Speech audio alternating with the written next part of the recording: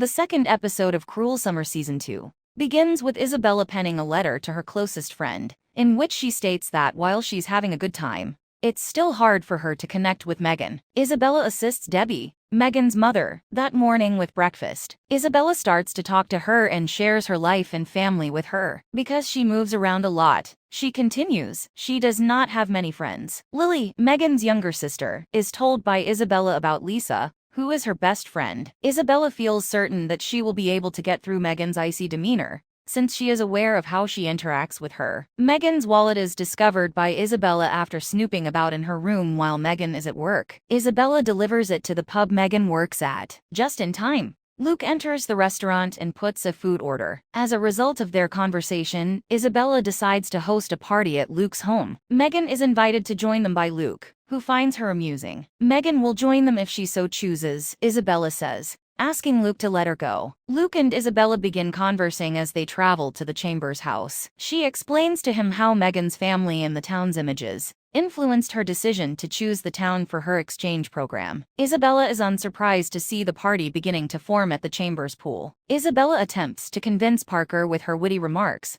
but Parker isn't thrilled either with Isabella. At the pool, Isabella and Brent uncomfortably flirt, but she makes a threat to tell Parker about it. As soon as Megan arrives to the gathering, she observes Isabella acting as though she has been a part of the group all along. As soon as they begin discussing Megan, Luke takes Isabella to the garage to hunt for fireworks. Megan is praised by Luke. Isabella is urged to be herself and assured that Megan will change her mind. Isabella is surprised when she discovers Megan's bag outside to contain a number of tablets. Megan observes Isabella and Luke set off fireworks together that evening. In their conversation, Luke brings up Isabella. Luke stands up for Isabella when Megan accuses her of being an attention seeker. He asks Megan to try to get along with Isabella. Megan is joined by Isabella in the pool as they talk about the tablets. Megan asserts that she took them so she could study later into the night, while stating that they just needed to endure one another for a year. Isabella also makes a pledge to protect her secret. As soon as they are both in the water, Luke and Isabella begin to get close. Megan stands back and observes as Luke helps Isabella locate her earring and the two kiss. Megan,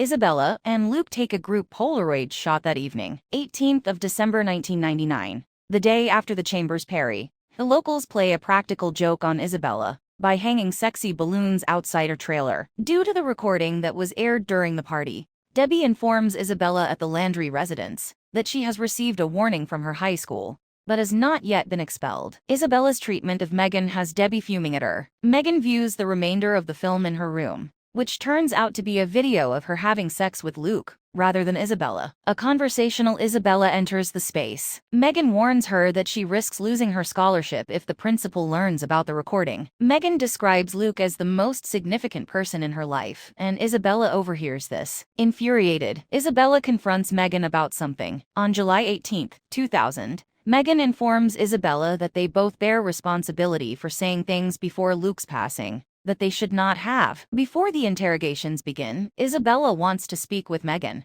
While learning that Luke drowned to death, Sheriff Meyer also notes that he had a gunshot wound to his ear. The sheriff also mentions that Luke had a lot of muscle relaxants in his system prior to being shot. Meyer continues by saying that whomever fired the shot at Luke intended for him to perish in the water with no hope of survival. Brent, Luke's brother, informs Debbie, Megan, and Isabella that Luke was actually killed as opposed to simply drowning. Parker and Isabella are now friends, and Parker observes how the latter is abruptly preparing to go for Paris. When Parker informs Isabella that Luke's murder is being treated seriously and that all of his friends have been interrogated, Isabella becomes terrified. As Isabella and Parker enter the police station for their questioning, she encounters Megan. Megan refuses to engage in conversation with Isabella despite her attempts. Megan is furious that Isabella is abandoning her to bear responsibility for Luke's murder when she informs her that she is returning home. If Isabella remains until the inquiry is finished, Megan threatens to keep Isabella's secret a secret. Steve and Debbie began discussing how he recently picked up smoking again after stopping for a long time. He holds himself accountable for Luke and his mother's passing. Parker and the other buddies are informed about Luke by Sheriff Meyer. They all agree that the gang last saw Luke during the New Year's Eve event, also known as the Y2K party. The buddies also comment that Luke seemed content while he was with Megan. Furthermore, They assert that Megan and Isabella were arguing. Sheriff Meyer questions Isabella on her friendship with Luke. She admits that they dated over the summer of 1999 before breaking up, at which time he was seeing Megan. When he questions Isabella about the sex tape, she responds that the police should have been concerned about the recording's original creator. Meyer queries why Isabella is still in town after the school year has ended. He continues by saying that when Luke first vanished, she was prepared to depart. Isabella claims she remained because Debbie became ill. The issue is that Isabella changed schools 3 times in only 3 years, giving the impression that she is a persistent problem. Before exiting the questioning area, Isabella requests that her attorney be called. Isabella may have previously required legal representation, which is why the police think she understands when to get one. When Isabella departs, she flushes several medications down the toilet and contacts her mother for assistance because she needs aid. While I truly miss the narrative of the previous season,